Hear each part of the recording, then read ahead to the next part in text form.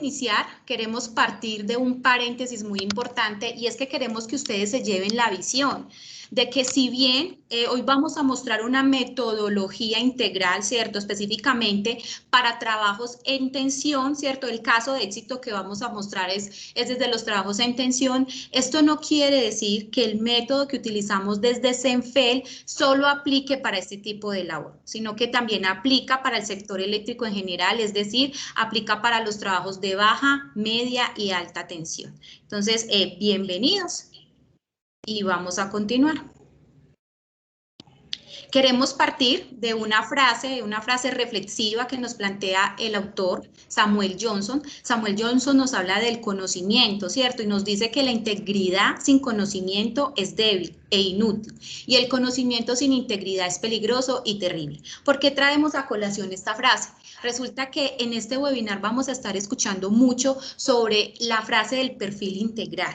Cuando nosotros hablamos del perfil integral, hablamos de esas características o esas competencias que requiere el personal que ejecuta labores en el sector eléctrico, es decir, ese personal técnico, ese personal operativo requiere de unas características. Pero cuando hablamos de perfil integral, ¿hablamos de qué? Hablamos de que esas características no solamente deben ser desde esos conocimientos, desde esas habilidades y destrezas y experiencia que debe tener el personal, sino que también hablamos de esas conductas y comportamientos desde el ser. Es decir, que esta frase nos lleva realmente a reflexionar sobre la importancia de que nuestros colaboradores desde el sector eléctrico no solamente tengan esa capacidad de saber hacer, sino también esa integralidad del saber ser. Entonces, nuevamente bienvenidos y continuamos. Bien. Dentro del alcance de este webinar, ¿cierto? Uno de los objetivos es poder plantear cuáles son esas habilidades necesarias para garantizar la seguridad en las labores de alto riesgo. Es por eso que vamos a definir qué es una tarea de alto riesgo. Según la OSHA, nos establece que son todas esas actividades que por su naturaleza o lugar donde se realiza implican la exposición e intensidad mayor a las normalmente presentes en las labores rutinarias, las cuales pueden causar accidentes laborales severos y en muchas ocasiones mortales. Es decir, consideramos todas esas tareas de alto riesgo donde se relacionan o están implícitas actividades de un alto potencial que pueden generar lesiones graves a los trabajadores y en algunos casos pueden ser mortales, ¿sí? Dentro de esa clasificación de esas actividades de alto riesgo, se clasifican de acuerdo al número de accidentes generados por esta tarea. Es decir, que el trabajo en alturas ocupa el primer lugar por el número de reportes de accidentes. De acuerdo a esta actividad, el trabajo en espacios confinados ocupa el segundo lugar. Trabajo en caliente, el tercer lugar. Los trabajos con energías peligrosas es el caso que nosotros vamos a abordar durante toda esta sesión, ¿sí? Y lo consideramos como todas esas actividades tendientes donde se realizan o está implícito realizar cualquier actividad en una instalación eléctrica, es decir, la manipulación de la electricidad. Como quinto lugar, clasificamos los trabajos en excavaciones como una actividad de alto riesgo, ¿sí? Nosotros entonces nos vamos a enfocar, ¿sí? De acuerdo a todas esas tareas de alto riesgo, en las tareas de energías peligrosas, es decir, todo lo que tiene que ver con el sector eléctrico. Es decir, la manipulación de la electricidad como una de las fuentes de energía más utilizadas por el ser humano, ¿cierto?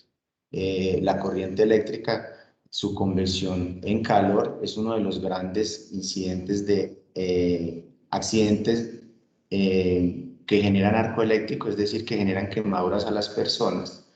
En Colombia lo consideramos como una de las tareas de alto riesgo, ¿sí? Debido al número de incidentes que se presentan a lo largo del tiempo, ¿sí? Siempre se ha considerado que el manipular una instalación eléctrica, ¿sí? Es un generador, ¿sí? de peligros que pueden ser mortales. Todos los trabajos eléctricos tienen implícito un riesgo potencial que es necesario que dentro de las organizaciones se cuantifiquen y se establezcan medidas tendientes a garantizar la seguridad de las personas que intervienen en todas estas instalaciones.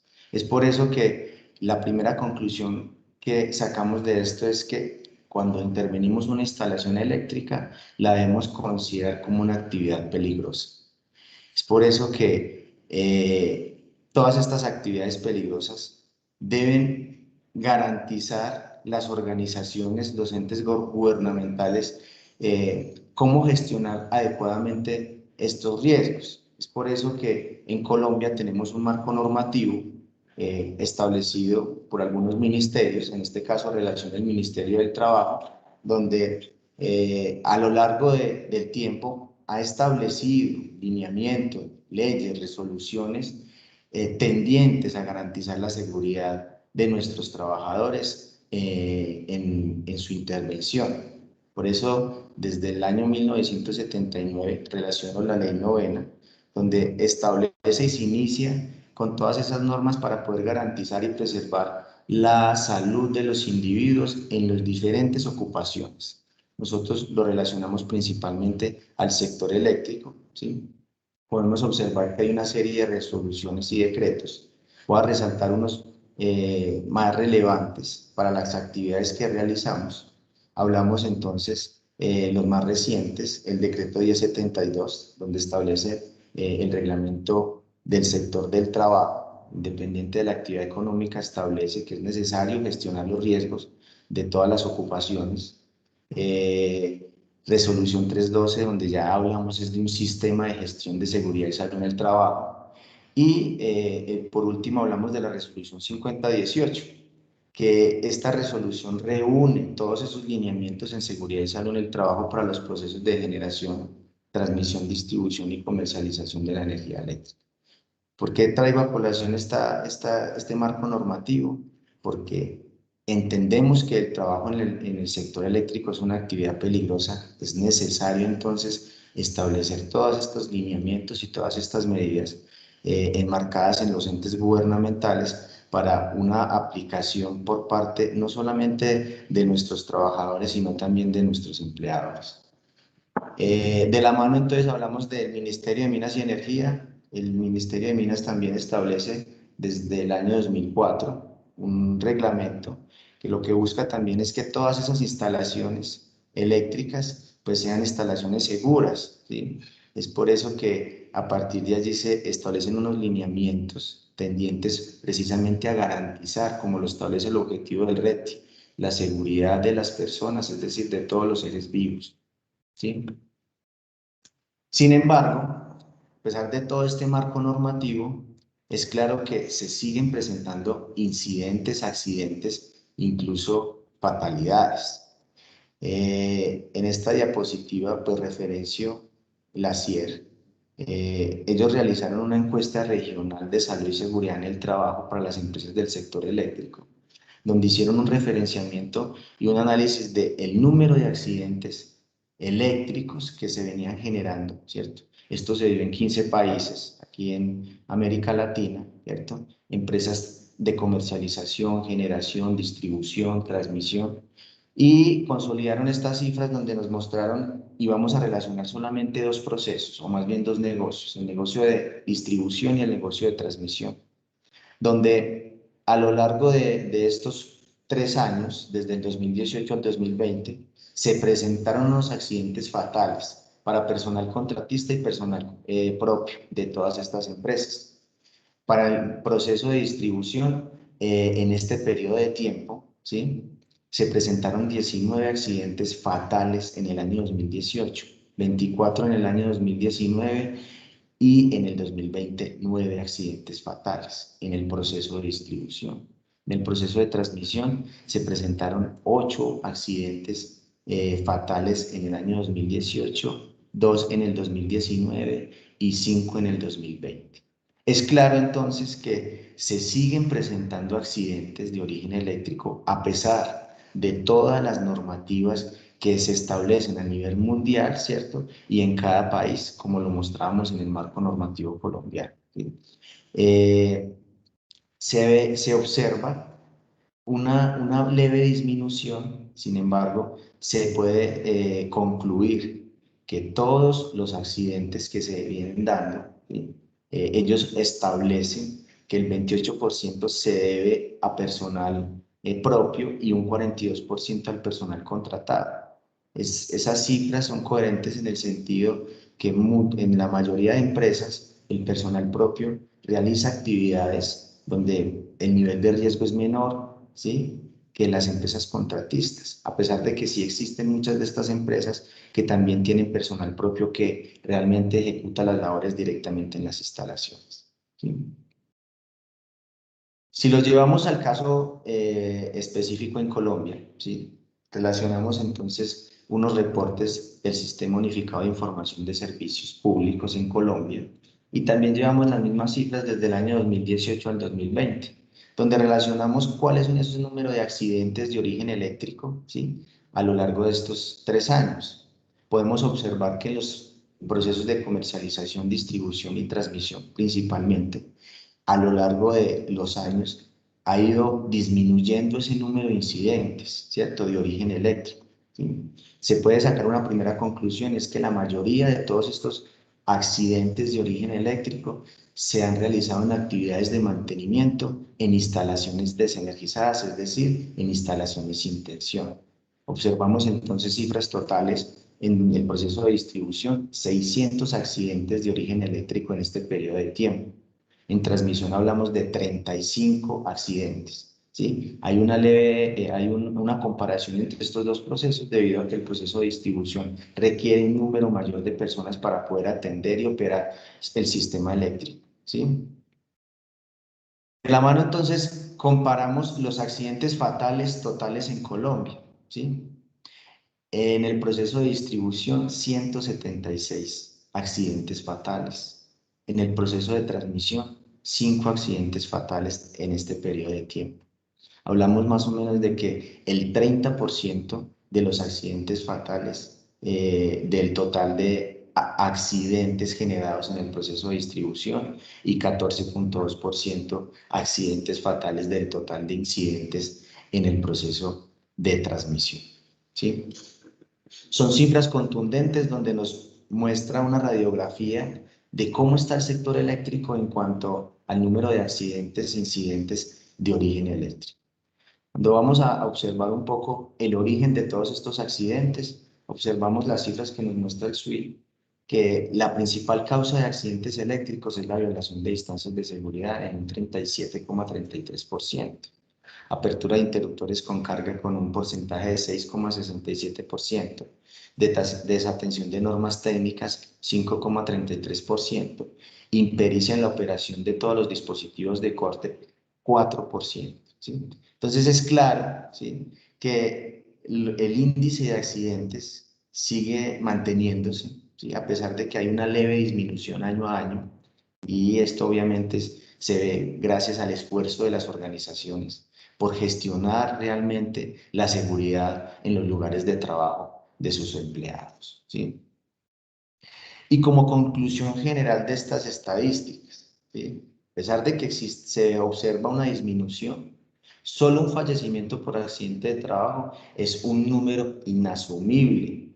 Por ello, el esfuerzo, ¿cierto?, de todas las organizaciones en poder alcanzar ese objetivo de 0 accidentes en el sector eléctrico, ¿sí?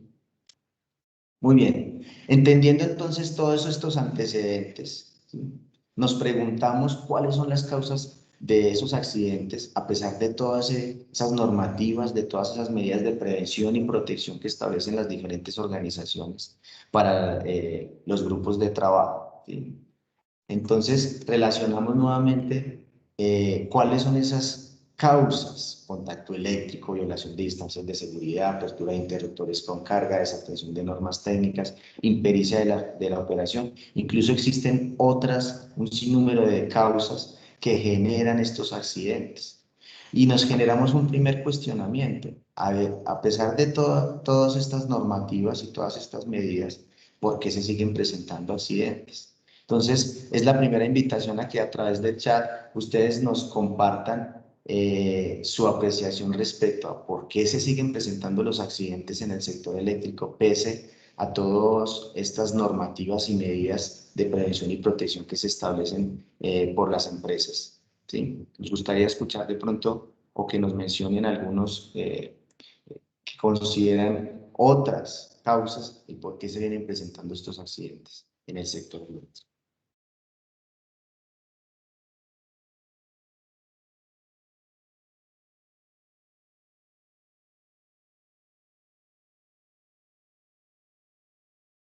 Entonces, nos menciona que principalmente por incumplimiento de procedimientos, ¿cierto? Exceso de confianza nos escribe, ¿cierto? Tienen manito Labores alzada, Juan. rutinarias, ¿sí? Exceso de confianza, labores rutinarias, ¿sí? Incumplimiento de procedimientos de trabajo, herramientas que no están en buen estado, ¿cierto? Impericia de algunos trabajadores, ¿sí? Y podemos seguir enumerando una infinidad de causas que generan accidentes eléctricos. Pero una de las causas principales que podemos concluir, ¿sí? O más bien es el comportamiento humano. Es decir, todas esas incumplimiento de distancias de seguridad, incumplimiento de normas, ¿cierto? Impericia de un operario, ¿sí? El mal uso de las herramientas y equipos. Todo nos lleva a un comportamiento humano, ¿sí? Y creo que este va a ser uno de los temas que vamos a abordar a profundidad para entender realmente el esfuerzo que tienen que hacer las empresas, ¿cierto? Tenemos que dar esa evolución, ¿sí? Debido a que todas las empresas tenemos claro que generan o gestionan los riesgos de sus grupos de trabajo, ¿sí? A través de todas estas medidas, pero creo que nos falta dar un paso más, ¿sí? Y es por eso que vamos a abordar todo lo que tiene que ver con el comportamiento humano, ¿sí? Liliana. Bueno, teniendo en cuenta que una de las conclusiones que iniciamos a generar y es que uno de los indicadores que hace de mayor pauta, ¿cierto?, en el sector eléctrico de los accidentes y de los incidentes es el comportamiento humano. Quiero partir de un ejemplo, ¿cierto? Ahorita Juan David nos mostraba y nos decía los orígenes y las causas de esos incidentes a nivel internacional y nacional, y uno de ellos era la violación de distanciamiento de seguridad, violación de la distancia de seguridad, perdón. Entonces, cuando hablamos de esa violación de distancia de seguridad, ahí hay dos comportamientos ausentes, por dar el ejemplo, ¿cierto? Entonces, ¿cuáles de los comportamientos están ausentes? Por ejemplo, la atención al detalle, esa capacidad que le permite al colaborador estar concentrado, atento a cada uno de esos factores que intervienen no solamente en la planeación, sino también en la ejecución de la actividad. También vemos ausente el comportamiento humano, de la conciencia de sí mismo, que le permite a ese colaborador, a ese personal, establecer cuáles son sus competencias, es decir, cuáles son esos conocimientos, esas capacidades, esas habilidades y esas destrezas con que cuenta el personal, pero también sus límites, hasta dónde yo puedo llegar y realmente hasta dónde, ¿cierto?, debo seguir ese procedimiento, ese paso a paso, ese trabajo metódico. Entonces, desde ahí empezamos a amarrar todos esos comportamientos humanos que se ven ausentes en estos orígenes de los incidentes y accidentes en el sector eléctrico. Entonces, ahora bien, cuando hablamos de comportamiento humano, ¿a qué nos referimos? Nos referimos realmente a esas características del ser,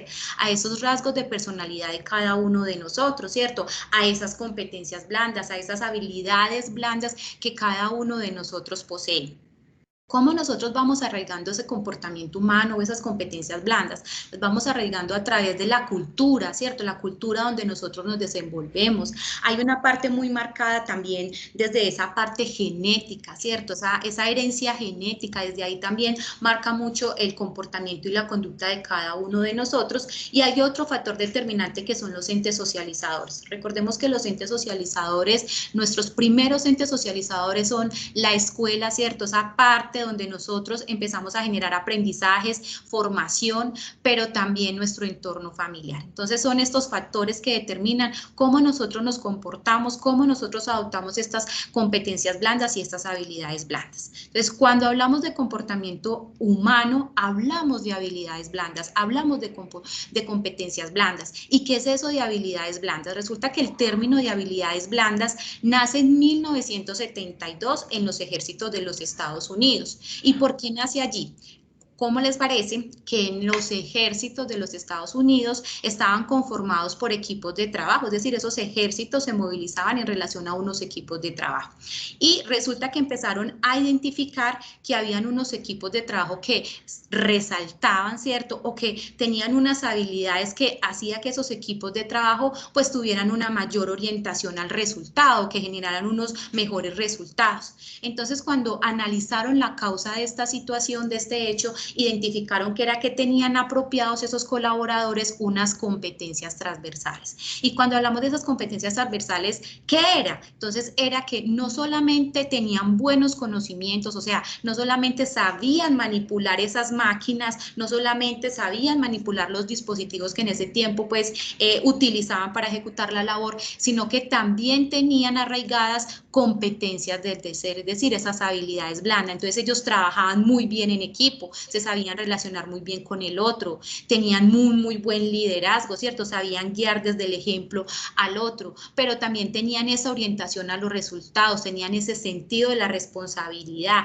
eran escrupulosos con las normas. Entonces, todas estas habilidades permitieron que estos equipos de trabajo empezaran a resaltar, a tener un desempeño destacado y a empezar a hablar de que ellos tenían algo que los diferenciaba y eran las llamadas habilidades blandas. Entonces, desde ahí surge el término y realmente cuando hablamos nosotros de habilidades blandas, hablamos de esas características, de ese comportamiento humano, de esas conductas y comportamientos que nos permiten ser aptos, capaces, habilidosos, eficientes, dispuestos e inteligentes. Estas habilidades blandas nos permiten ¿qué? Nos permiten realmente trabajar bien con el otro, desempeñarnos bien en el entorno donde nos rodeamos, nos permiten algo muy importante y es que si bien, cierto, nosotros partimos de esos conocimientos, de esos saberes, de esas habilidades, esto se debe articular con estas habilidades blandas. ¿Para qué? Para poder lograr de manera óptima los objetivos planteados o los objetivos y propósitos que nos plantean para las organizaciones que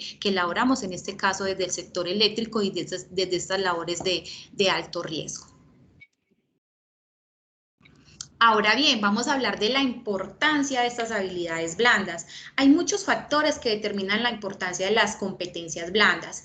Sin embargo, nosotros trajimos hoy, ¿cierto?, a resaltar 4 componentes que hacen relevante estas habilidades blandas. Entonces, partimos de que las habilidades blandas es un factor determinante porque hay una nueva configuración de las labores. Y cuando hablamos de que hay una nueva configuración de las labores, ¿a qué nos referimos? Resulta de que ya actualmente se pide un perfil integral y más aún para las labores de alto riesgo. Y yo les decía ahora y les comentaba de qué es eso del perfil integral. Realmente cuando hablamos del perfil integral, anteriormente las organizaciones y todas las empresas pues buscaban que su personal estuviera cualificado, ¿cierto? Desde esos conocimientos, desde esa habilidad, que tuviera la experiencia necesaria y requerida para el cargo. Sin embargo, esas competencias blandas nos dicen que la importancia de ellas es que nos permiten tener un perfil integral, un personal cualificado, con esas competencias del hacer, pero también con esas competencias del ser. Y cuando yo cualifico el personal, ahí mostramos ese segundo factor de importancia de las habilidades blandas,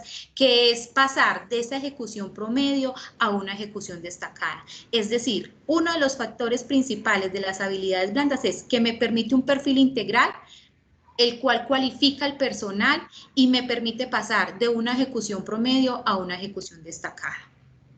Otro de los factores que revelan esa importancia de las habilidades blandas radica en algo que concluimos ahora, ¿cierto? Y es que de acuerdo a los diferentes análisis que se hacen de las causas de los incidentes y accidentes, ¿cierto?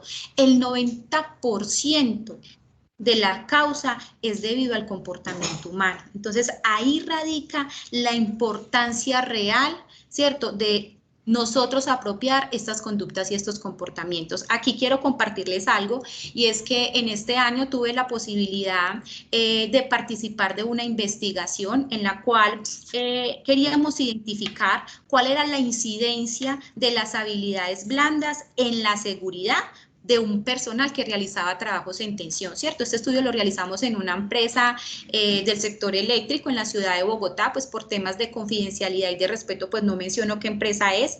Sin embargo, como uno de los resultados a resaltar, encontrábamos que cuando analizábamos uno de los incidentes presentados en el tiempo de estudio, identificábamos que se había presentado un arco eléctrico en uno de los equipos de trabajo. Y cuando identificábamos las causas nos decían, no, pues el arco eléctrico se dio porque hubo una violación de la distancia de seguridad y porque se hizo un uso inadecuado de una herramienta. Cuando nosotros analizábamos este incidente con las habilidades blandas que tenían como oportunidad de mejora o que tenían por fortalecer este equipo de trabajo donde realizamos la investigación, pues tenía una relación estrecha. Y las dos habilidades blandas que el equipo de trabajo tenía como debilidad, ¿cierto? Aunque realmente uno no habla de debilidad, sino como oportunidad de mejora. Lo hago es para hacerme entender. Entonces, cuando analizábamos cuáles eran esas conductas que ellos debían fortalecer, encontrábamos que habían dos habilidades muy marcadas y era la conciencia de sí mismo y la atención al detalle. Entonces, si realmente estas dos conductas estuvieran fortalecidas en ese equipo de trabajo que presentó el incidente, pues muy seguramente hubiéramos evitado, ¿cierto?, el incidente. ¿Por qué? Porque la conciencia de sí mismo, yo se los mencionaba ahora, ¿qué le permite al colaborador? Le permite no solamente tener conciencia, ¿cierto?, y confianza en esas competencias que tiene, en ese conocimiento, en esa habilidad, en esa destreza que el colaborador tiene. También le permite establecer el límite, hasta dónde puedo llegar realmente en esta ejecución de esta labor que es de alto riesgo. Entonces, ahí si hubieran tenido arraigado esa conciencia de sí mismo, muy seguramente les hubiera permitido establecer, yo no puedo realizar la labor porque realmente no tengo la herramienta adecuada para ejecutar la labor. Igual pasa con la atención al detalle, que era una de las habilidades que ellos también tenían por fortalecer, y esa atención al detalle que les permitía pues estar concentrados, atentos frente a cada uno de esos factores determinantes en la ejecución de la labor, y así haber evitado pues la violación de distancia de seguridad. Entonces aquí son como dos ejemplos que queríamos citar, ¿cierto?, desde esta investigación, y que realmente sí es dado de que una de las causas principales de que se generen incidentes y accidentes en el sector eléctrico, y pues en este caso que lo que les queremos mostrar es un caso exitoso en relación a los trabajos en tensión, se incide el comportamiento humano. Otro de los factores importantes de las habilidades blandas es que la importancia de gestionar, es decir, de que el personal se capacite, se entrene en estas competencias blandas, es que nos permiten prevenir esos accidentes de trabajo o esos incidentes laborales. Aquí también quiero compartirles algo, y es que cuando hablamos de todas esas teorías que quieren establecer esas causas de por qué se dan los accidentes, de por qué se dan los incidentes, hay muchas. Por citar algunas, tenemos la teoría o el modelo del dominó, tenemos el modelo del queso suizo, tenemos el modelo sistémico, ¿cierto?, que establecen esas causas del por qué se dan los incidentes y los accidentes. Y cada una de ellas termina concluyendo que el factor humano, ¿cierto?, es esa causa principal de los incidentes y accidentes. Entonces, aquí hacemos como esa importancia de las competencias blandas. Bien, entendiendo entonces lo que nos plantea Juliana, ¿cierto? Enmarcando estas habilidades blandas en las tareas de alto riesgo, ¿sí? Lo encaminamos al sector eléctrico. El caso de estudio de nosotros incide principalmente en los trabajos con tensión, ¿sí?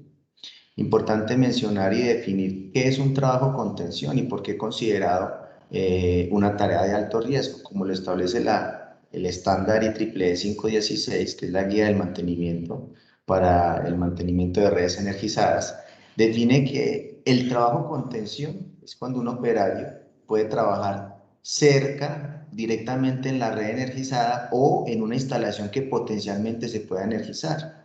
No necesariamente consideramos que es un trabajo con tensión solamente cuando el operario hace contacto directo con esa red, ¿sí? Entonces, para abrir. Entendemos que el trabajo con tensión es cualquiera de esas actividades, ¿cierto?, donde genere un potencial riesgo a las personas, ¿sí? Para ello, entonces, nosotros, ¿cómo realizamos este modelo, ¿cierto? Nosotros lo que buscamos es garantizar la seguridad en los trabajos de alto riesgo, y el caso de estudio es principalmente en los trabajos con tensión. Para ello, entonces, definimos una metodología, ¿cierto? Una identidad direccionada llamada la integralidad del ser y el hacer en los trabajos con tensión, ¿sí? Es decir, le dimos esta identidad, ¿sí?, a la metodología que desarrollamos para poder establecer y garantizar, ¿cierto?, la seguridad en este tipo de labor de alto riesgo.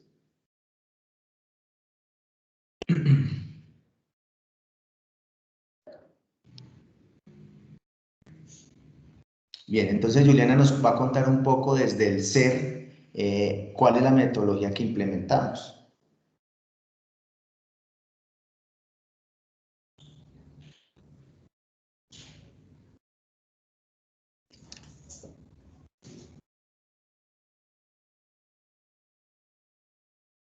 No te escuchamos, Juliana.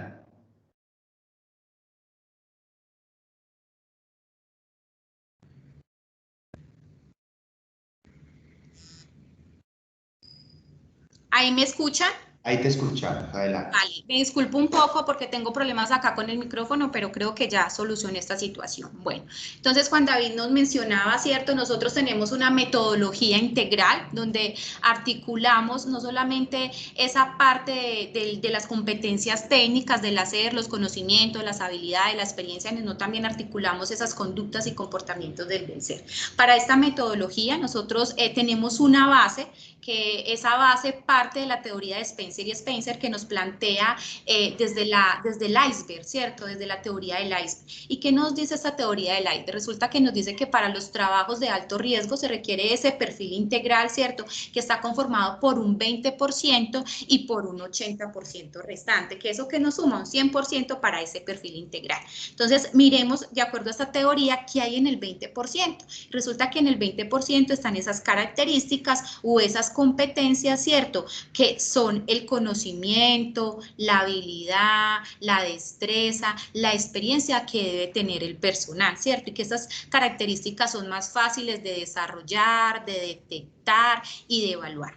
Si yo llevo este 20% a campo, realmente yo evidencio que la teoría se cumple, ¿cierto? Porque esos conocimientos, ¿cierto?, esas habilidades y esas destrezas están en la parte superior del iceberg y es lo que yo puedo observar, lo que yo puedo desarrollar fácilmente y es lo que realmente en campo yo puedo evidenciar. Yo puedo solicitarle a mi colaborador, venga, ¿cuál es su conocimiento? Le puedo aplicar un test de conocimiento, ¿cierto? Puedo validar a través de su certificación el conocimiento que él ha adquirido, pero en campo también puedo validar la habilidad y la destreza que tiene el personal y la experiencia también, ¿cierto? Porque existe una certificación de esa experiencia, de cuánto tiempo lleva ejecutando esa labor el personal o el colaborador. Entonces, realmente esta teoría nos dice, percibimos fácilmente ese 20%, esas competencias técnicas, pero resulta que hay un 80% restante, que son esas características que son más difíciles de detectar, que son más difíciles de desarrollar y son más difíciles de valorar.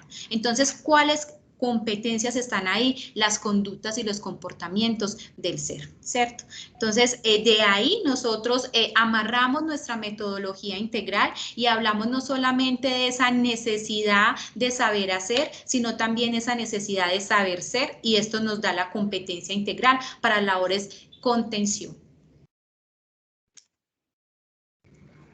Muy bien. Entonces, hablamos de la importancia de la integralidad del ser y el hacer para tareas de alto riesgo y en este caso para los trabajos con tensión. Nosotros aquí queremos mostrarles cuáles son esos factores considerados desde el hacer, ¿sí? Y nos referenciamos desde la normativa nacional 5018, resolución 5018, que establece todos esos lineamientos en seguridad y salud en el trabajo, y unas normas internacionales, o más bien unos estándares internacionales como lo es la ISA y la UNESA, ¿sí? Este 20% que reúne los conocimientos, habilidades y experiencias, entonces desde la 5018 nos establece cuál es el nivel de formación, experiencia, capacitación y reentrenamiento, nos establece que el personal debe cumplir unas normas de competencia laboral vigentes para la actividad que desarrollan, establece unos requisitos ocupacionales y de igual forma los estándares internacionales nos relacionan una formación, experiencia y requisitos físicos. Respecto entonces a estos factores, podemos comparar, ¿cierto? Para para poder generar esa integralidad que es el objetivo principal. La 5018 nos habla de la formación para los trabajos con tensión, nos establece que se debe desagregar unos contenidos específicos para este tipo de formaciones, que debe realizarse con un acompañamiento activo por parte de una persona habilitada en trabajos con tensión, y el tiempo de esta formación no puede ser inferior a 120 horas. Establece también que la experiencia de las personas que ejecutan, o más bien que ingresan como primera vez para realizar este tipo de tareas de alto riesgo, debe contar con mínimo 2 años de experiencia en la construcción y mantenimiento de redes sin tensión. Nos establece también que es necesario una capacitación y reentrenamiento anual, con el objetivo de poder realizar esa actualización en cuanto a procedimientos y normas relacionadas con la labor. Debemos también este personal certificarlo en competencias laborales con las entidades acreditadas para tal fin en las diferentes normas de acuerdo a la actividad, en este caso mantener redes de energía de acuerdo a la normativa, ¿sí? También nos habla de unos requisitos ocupacionales, unas características, o más bien el colaborador respecto a una condición física, una condición mental, ¿sí? Por el otro lado, entonces, los estándares internacionales también nos definen esa formación, ¿cierto? Que debe ser un personal técnico en electricidad, con una formación mínima de bachiller, una experiencia deseable de 2 años, ¿cierto? Es lo deseable. Y en el otro caso, pues mínimo que tenga 1 año de experiencia en este tipo de labores. Y también establece unos requisitos físicos, que es un reconocimiento médico especializado en cuanto a actitudes, ¿cierto? Aptitudes, una serie de factores, y podemos observar que tanto la normativa nacional, ¿cierto? Como la 5018 y la normativa internacional se enfocan muy fuertemente en lo que es los conocimientos, habilidades y experiencias para estas labores de alto riesgo.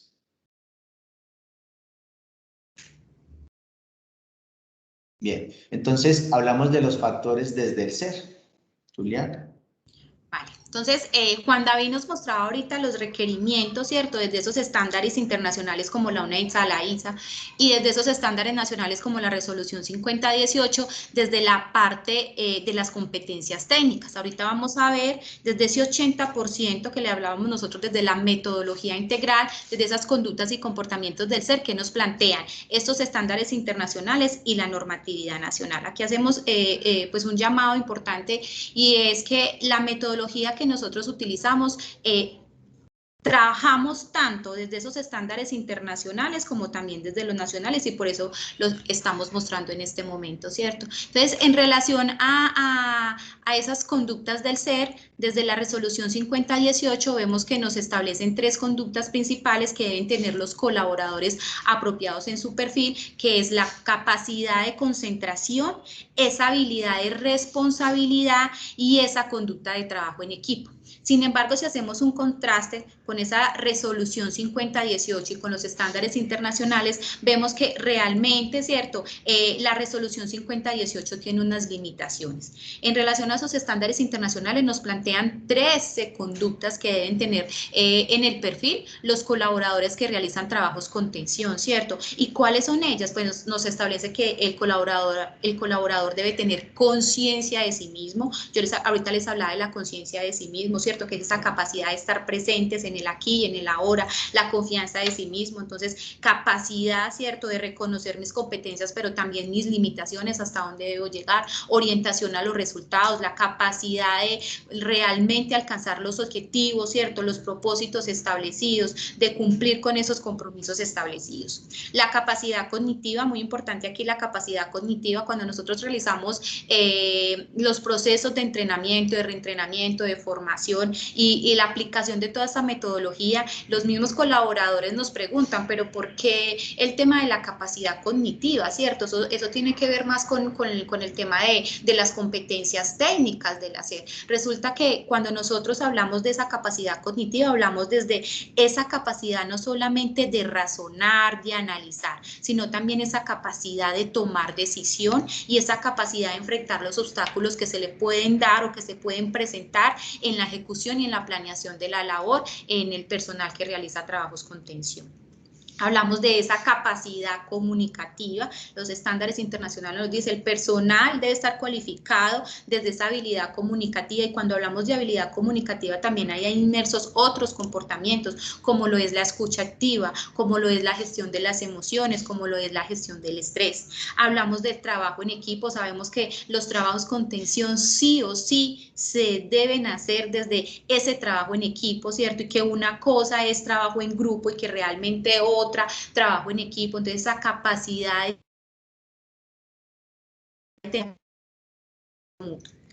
Hablamos también del liderazgo. Los estándares internacionales nos dicen el personal debe estar cualificado en el liderazgo, y recuerden que aquí en estos equipos de trabajo tenemos unos supervisores, unos coordinadores que ejercen también este rol de líder, y que desde la EUPSA, que es un centro universitario donde fortalecen mucho todo el tema de las competencias blandas, establecieron una pirámide de las habilidades blandas. Nos dicen que nosotros los seres humanos vamos desarrollando paso a paso estas conductas y estos comportamientos. Entonces clasifican las habilidades en que hay unas habilidades personales, que hay unas habilidades de equipo, que hay unas habilidades de logro y que hay unas habilidades de movilización. Y resulta que en la cúspide de la pirámide está el liderazgo. Entonces, ¿qué quiere decir esto? Que para poder realmente ser un líder, yo debo haber desarrollado, fortalecido, potencializado y empoderado cada una de estas habilidades blandas en su nivel personal,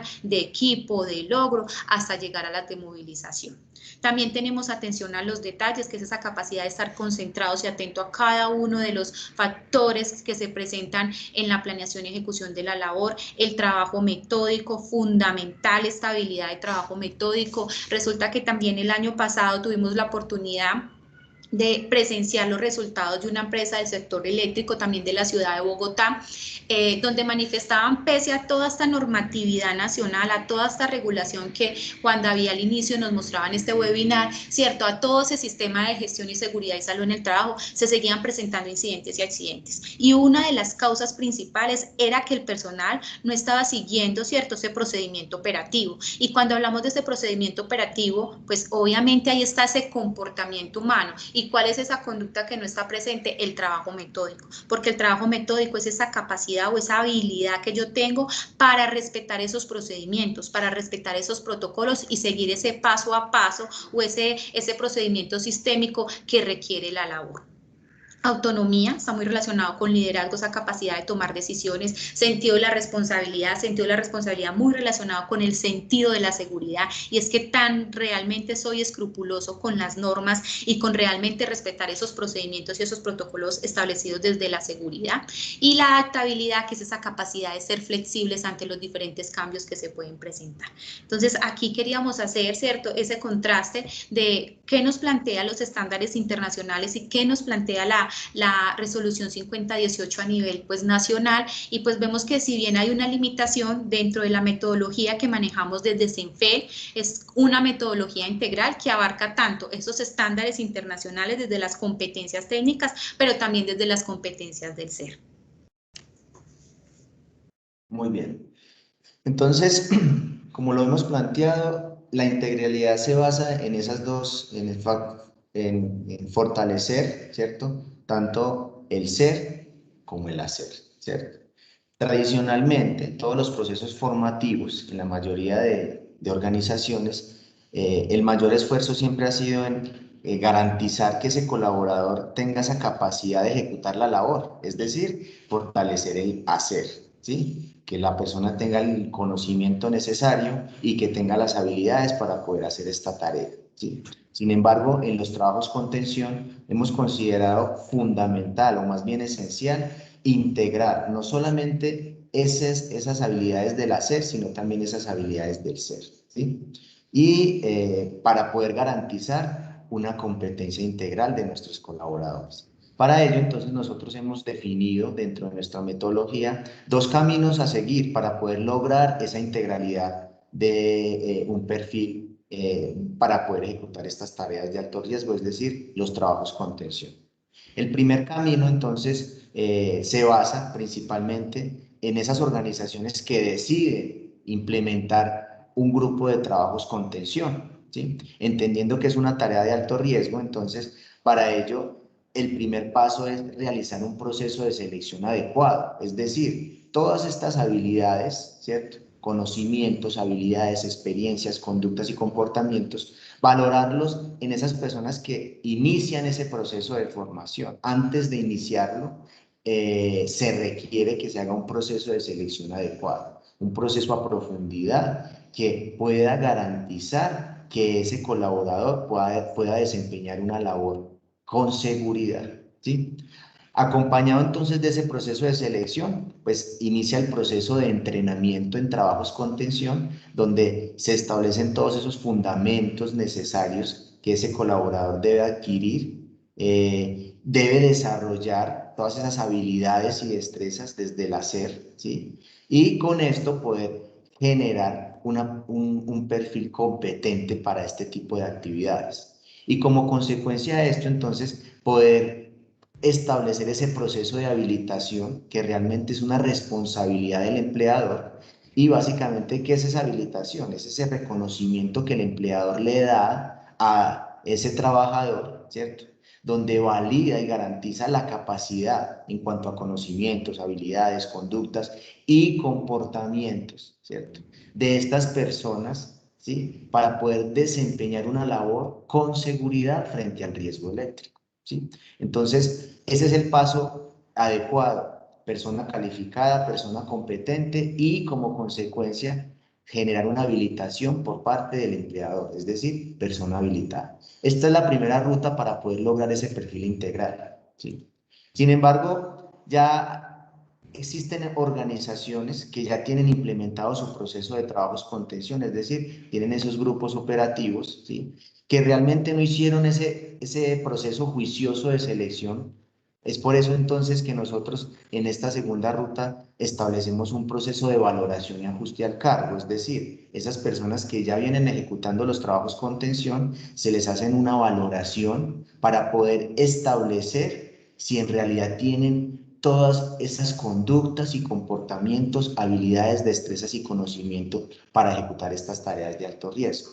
¿Qué nos permite este proceso? Nos permite de alguna forma visualizar para poder potencializar y fortalecer todas esas oportunidades de mejora que se pueden arrojar los resultados de este proceso de valoración, ¿sí?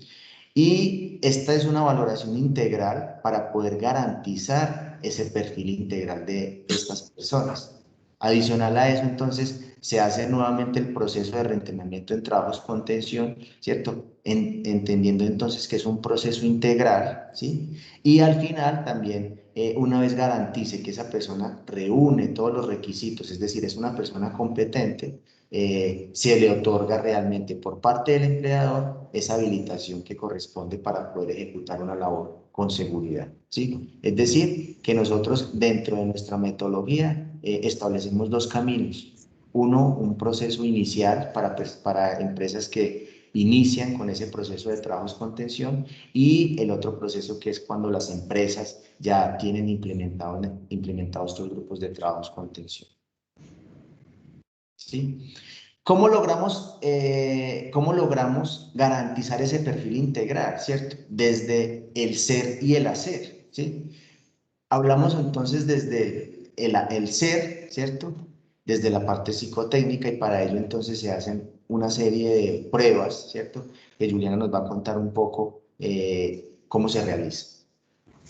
Listo. Entonces, desde la parte psicotécnica, nosotros aplicamos 5 pruebas, ¿cierto?, de valoración a ese personal, no solamente desde el proceso de selección, que es nuestro primer punto, ¿cierto?, sino que también desde ese proceso de valoración y ajuste al cargo. Ahorita Juan David nos decía, uno es cuando apenas se va a seleccionar esas personas para el cargo y el otro es cuando ya están en la operación, ya están trabajando, ¿cierto?, y se requiere hacer ese proceso de valoración y ajuste al cargo. Entonces aplicamos estas pruebas, aplicamos una prueba de inteligencia que lo hacemos por medio de diversos tests. Está el test de Otis, de Beta 4, ¿cierto?, que son pruebas que nos permiten valorar esa capacidad de toma de decisiones, esa capacidad de analizar, esa capacidad de enfrentar los obstáculos frente a la labor. Aplicamos pruebas de personalidad, esto también lo hacemos por medio de un test que se llama 16PF, que es un test de personalidad y pues que nos permite valorar esa presencia, esas conductas y comportamientos, ¿cierto? Ahí también podemos valorar un factor determinante que es ese sentido de la seguridad y si realmente el personal que se tiene es propenso o no a generar accidentes, incidentes. Hacemos una prueba de habilidad. Esta prueba de habilidad nos permite valorar la capacidad de concentración y atención que tiene el personal frente a la tarea y esto lo hacemos por medio de test como CARAS, como Toulouse. Y hacemos pruebas proyectivas que nos permiten realmente contrastar esos rasgos de personalidad. Si bien ya aplicamos una prueba de personalidad, ¿qué pasa? Cuando hacemos esas pruebas de personalidad, por lo general los colaboradores tienden a querer, ¿cierto? Mostrar un perfil mejorado, por así decirlo, o sea, mostrar su mejor versión de sí y en muchas ocasiones esto hace pues que ese test de personalidad pierda validez y por eso nosotros contrastamos con la prueba proyectiva que realmente nos muestra esos rasgos de personalidad. Por último, hacemos las entrevistas y los centros de valoración, que realmente también es una técnica que nos permite conocer a ese colaborador, ese contexto organizacional, ese clima laboral en que se está desenvolviendo y esto cómo lo permea, pues realmente para encontrar ese candidato, ¿cierto? O esa persona que mayor se ajuste a esta labor de trabajos con tensión. Muy bien. Eso en cuanto a toda la parte del ser, de todas esas competencias blandas, desde la parte psicotécnica. Desde la parte técnica, entonces, también se hacen unas pruebas diagnósticas de conocimiento con el objetivo de validar el nivel que tienen las personas, los trabajadores que ejecutan estas labores. Se hace una validación de su experiencia y se hace una verificación de esas habilidades y destrezas para poder ejecutar los trabajos con tensión, con seguridad. Este proceso lo hacemos en los entrenamientos y en reentrenamientos. Es decir, que aquí entonces seguimos mostrando esa integralidad del ser y el hacer para poder establecer un proceso de habilitación adecuado para ejecutar labores de alto riesgo, es decir, trabajos con tensión.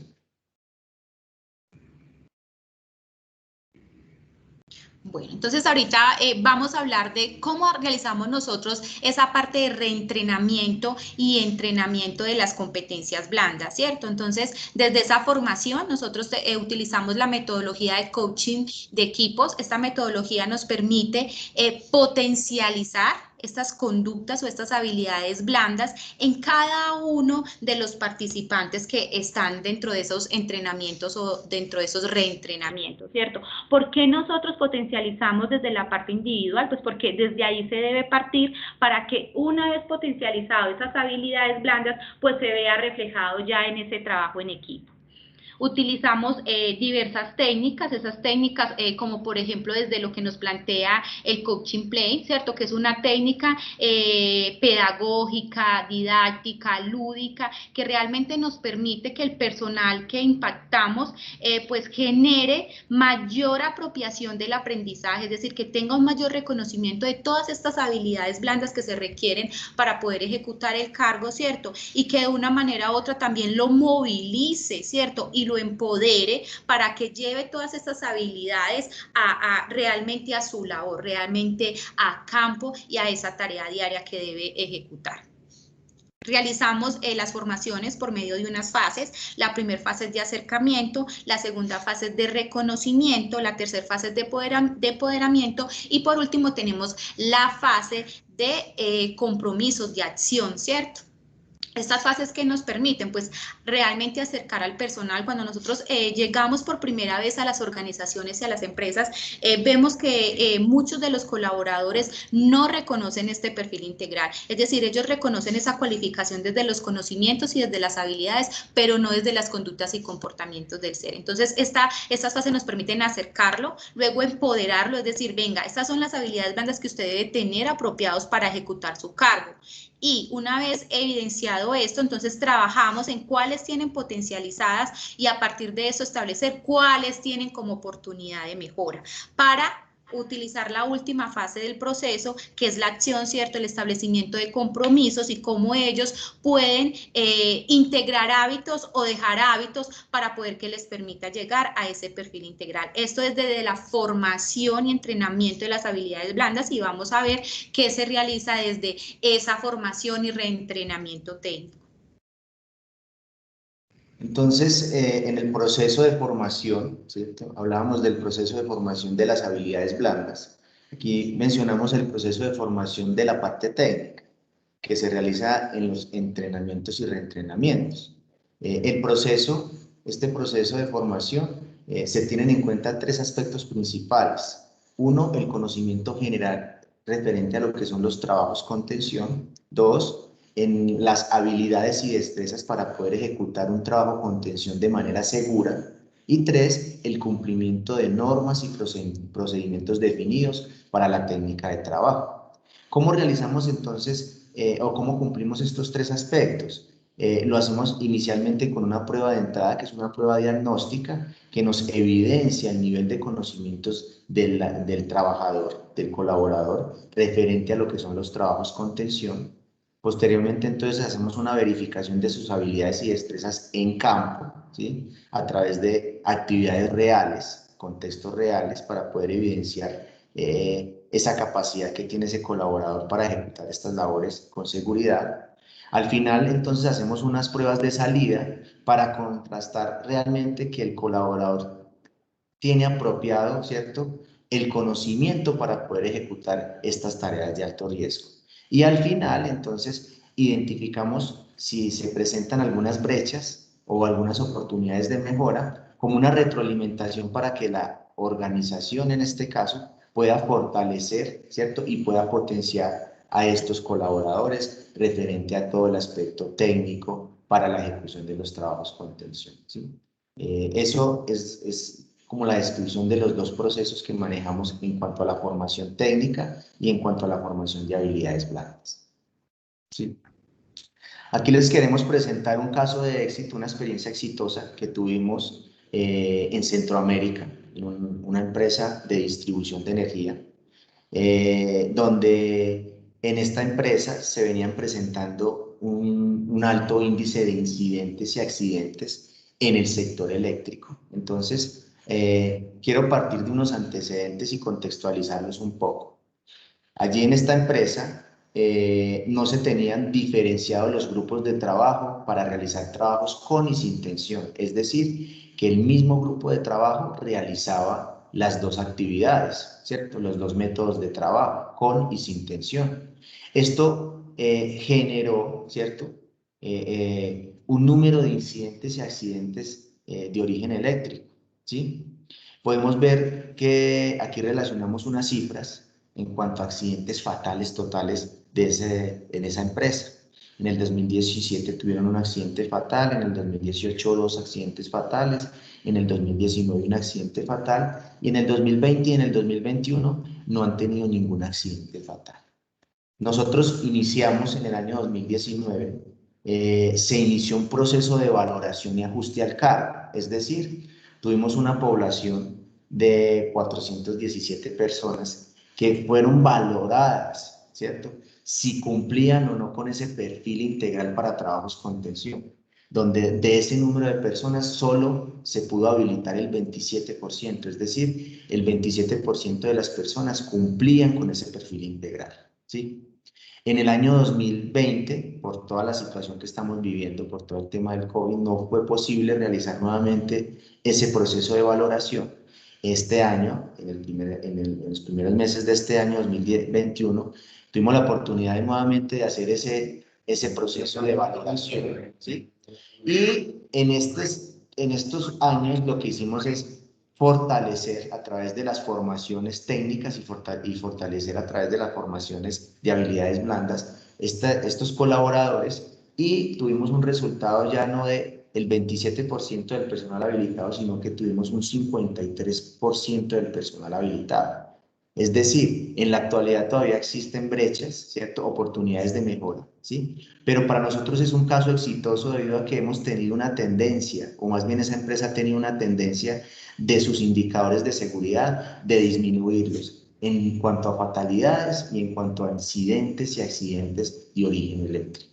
Entonces, queríamos mostrarles un poco esta experiencia exitosa que tuvimos en Centroamérica, donde impactamos a estos colaboradores, ¿cierto?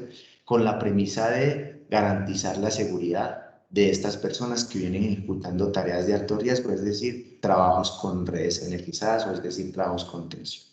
¿Sí? En la actualidad, entonces, en el 2020 y en el 2021 no se han presentado ningún accidente fatal y los índices de accidentalidad de esas empresas se han reducido a niveles que históricamente para esa empresa han sido muy buenos. Gracias a que a todo este proceso, no solamente el proceso de valoración, sino también esos procesos de formación en habilidades blandas y formación técnica, y algunos otros aspectos importantes en cuanto a estructura organizacional, ¿sí? En cuanto a unificación de procedimientos, en cuanto a desagregar las actividades con y sin tensión por estos colaboradores. Entonces, al integrar todas estas buenas prácticas, se ha mejorado los indicadores de seguridad y salud en el trabajo para esta empresa en Centroamérica.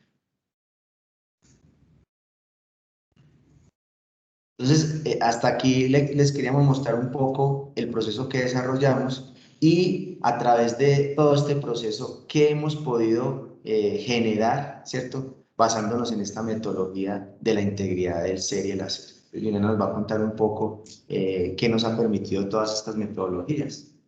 Bueno, ya para finalizar, entonces, una de las conclusiones o los resultados que hemos obtenido, ¿cierto?, de esa integralidad es el reconocimiento y el empoderamiento de las habilidades blandas del personal que hemos logrado impactar. Algo fundamental, porque yo les mencionaba ahora, es muy común encontrar que cuando llegamos a esos espacios de reentrenamiento por primera vez, el personal no reconoce las conductas y comportamientos requeridas para el cargo, ¿cierto? Cuando hablamos de habilidades blandas, ellos dicen, pero esto nunca nos lo han manifestado, nosotros no sabemos sobre el perfil integral. Entonces, es uno de los grandes resultados, es de que no solamente a través de esta metodología integral, no solo hemos logrado el reconocimiento, sino también el empoderamiento de esas habilidades blandas necesarias para los trabajos con tensión.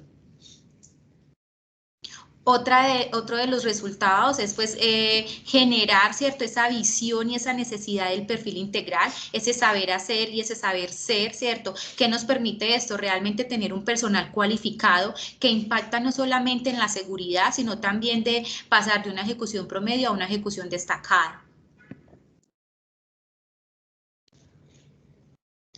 Con todos los procesos, nosotros, ustedes lo vieron, generamos procesos de selección, procesos de valoración y ajuste al cargo, procesos de reentrenamiento. Con estos tres procesos realmente nosotros hemos logrado generar en las organizaciones que impactamos diagnósticos o radiografías de cómo están sus equipos de trabajo, es decir, cuáles son sus potencialidades, pero también cuáles son sus oportunidades de mejora. Factor determinante para que las empresas puedan generar, ¿cierto?, sus planes de acción frente a estas cierre de brechas que deben realizar. Pues hemos logrado sesiones de reflexión, motivación, las 2-3 últimas conclusiones a las que llegamos como resultado, ¿cierto?, van direccionadas a que realmente esta metodología integral nos ha permitido impactar los indicadores de una manera óptima y positiva de seguridad, salud en el trabajo, de los trabajos con tensión.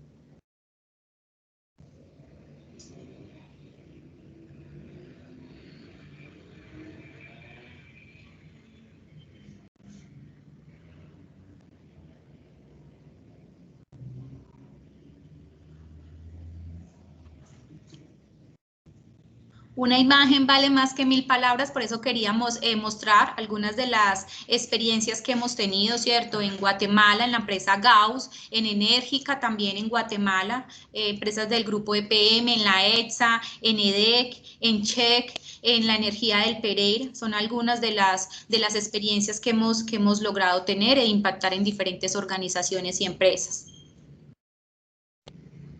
Para finalizar, queremos agradecer a cada uno de ustedes por permitirnos compartir esta metodología que realmente desde CENFEL la direccionamos a esta reflexión. Es una reflexión que hacemos de CENTE y es creado para todos aquellos que en su ardua labor exponen a diario lo que más se teme perder, la vida. Para todo ese personal técnico y operativo agradecemos y realmente esta metodología integral es para ellos y para impactar de una manera u otra la seguridad en los trabajos con tensión. Muchas gracias.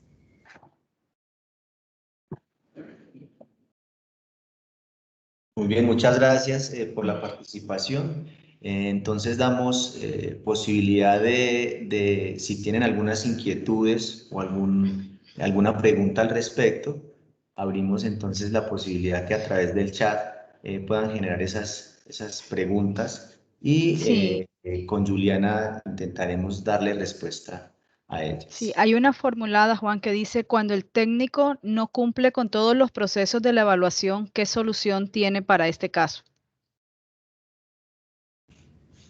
Bien, digamos, respecto a esa pregunta, ¿sí? Es decir, cuando el colaborador no cumple con todo este perfil integral, lo hemos mencionado a lo largo de la metodología y es necesario identificar, ¿sí? Cuáles de esas conductas y comportamientos, habilidades, destrezas tiene apropiadas el colaborador y si no las tiene apropiadas, pues es necesario potencializarlas o más bien, si no las ha desarrollado, desarrollarlas y potencializarlas. ¿A través de qué? A través de procesos de formación. Es allí donde es necesario que las organizaciones establezcan planes de acción para poder fortalecer esas conductas, comportamientos que no están presentes o que es necesario potencializar en nuestros colaboradores. Sí, no sé, Juliana, desde la parte psicotécnica. Total, Juan, total, es lo que tú respondes y es que si bien encontramos oportunidades de mejora, la idea es que a partir de ese diagnóstico pues se puedan plantear esos planes de mejora, esos planes de acción que permitan hacer ese cierre de brechas. Cuando hablamos de ese cierre de brechas es potencializar, ¿cierto? Esas falencias que tienen los colaboradores y pues que cumplan realmente con el perfil para el cargo.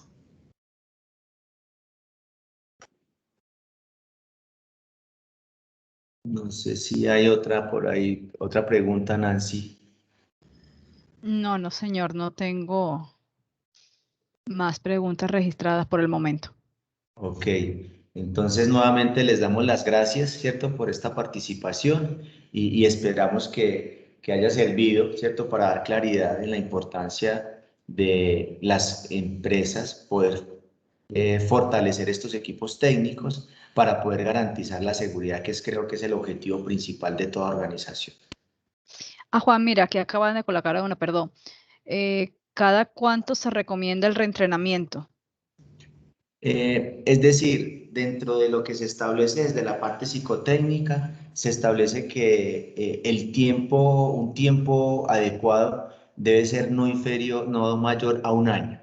Es decir, que anualmente se revise cómo está el colaborador en cuanto a conductas, comportamientos, habilidades y destrezas para estas tareas de alto riesgo. Es decir, que lo ideal es que se maneje de forma con un periodo no superior a un año.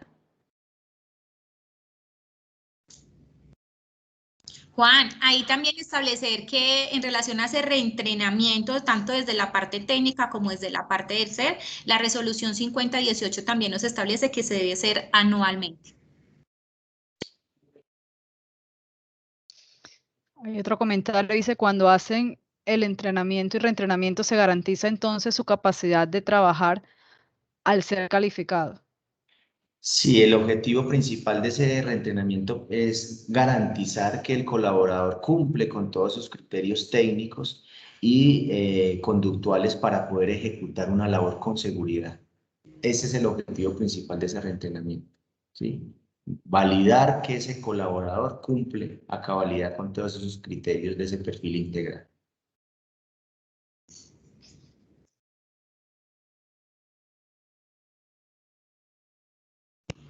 Ok, no sé Bueno. si... Hay otra, la capacitación en las habilidades en tiempo, ¿cada cuánto se debe realizar? Juliana, la experta en el tema. Cada año. Realmente recordemos que es un proceso, una metodología integral, por tanto se debe realizar articulado con la parte de las competencias técnicas, las competencias del hacer y del ser anualmente. Cada año se debe realizar. Muchas gracias.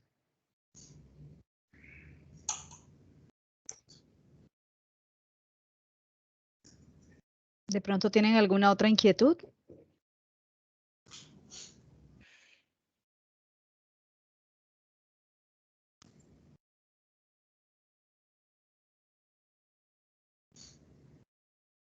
Dice, puede vincularse al plan, a ver, puede vincularse al plan o manejo de riesgo psicosocial. Claro que sí, totalmente. Se puede articular al plan de riesgo psicosocial, porque ahí están todas esas conductas y comportamientos que, como lo hablábamos, son los comportamientos del ser, son esas conductas, esas competencias blandas que debemos tener. Más aún que recuerden que hay unas también habilidades transversales como la gestión de las emociones y esa inteligencia emocional que se debe tener. Ok, otra pregunta, ¿cuándo realizan, a ver, la habilitación de un trabajador, quién la puede ejecutar si los trabajadores ya están formados en competencias? Bien, ahí hay que tener claridad en dos cosas. Cuando hablamos de habilitación, hablamos es de un reconocimiento que da el empleador, es decir, le da un aval para poder ejecutar una labor con seguridad, ¿sí? El hecho de que una persona esté certificado en competencias es un insumo para que ese empleador pueda otorgarle esa habilitación, ¿sí? Es decir, que para poder cumplir con todos esos requisitos, ¿cierto? Se establece que la persona es competente y al final el empleador establece esa habilitación. Es decir, la habilitación no la entrega ni un entrenador, ni la persona que lo formó en habilidades blandas, no. La habilitación es otorgada por el empleador, ¿sí?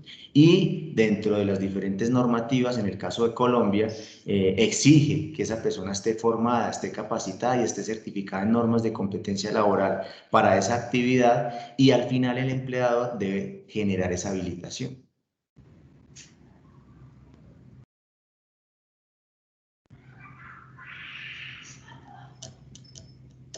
Okay.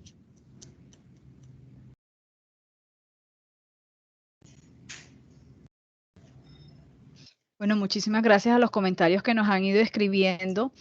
Desde CENFEL estamos muy agradecidos por su participación y esperamos poder contar con su valiosa presencia en futuros espacios como este. Juana, aquí hay otra pregunta. ¿Cuál es el nombre de las capacitaciones que se deben tener o entrenamientos? ¿Cuál es el nombre de las capacitaciones que se deben tener de entrenamientos? De alguna forma, pues no es tanto el nombre de las capacitaciones, sino el objetivo de poder garantizar esa competencia de ese colaborador, ¿cierto?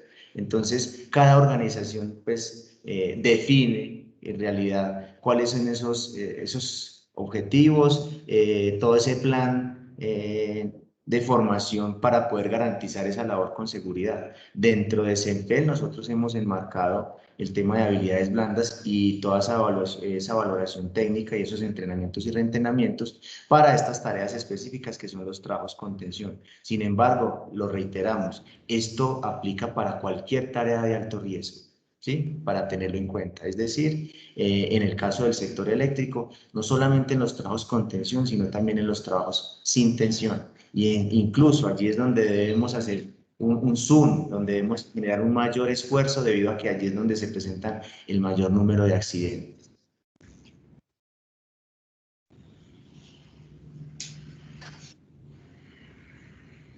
Ok, si no tenemos más preguntas, entonces nuevamente muchas gracias y esperamos poder aportar con uno de los objetivos principales que es la seguridad. Muy bien, muchas gracias y nos volveremos a ver. Gracias. Muchas Bueno, gracias. muchísimas gracias. Feliz tarde.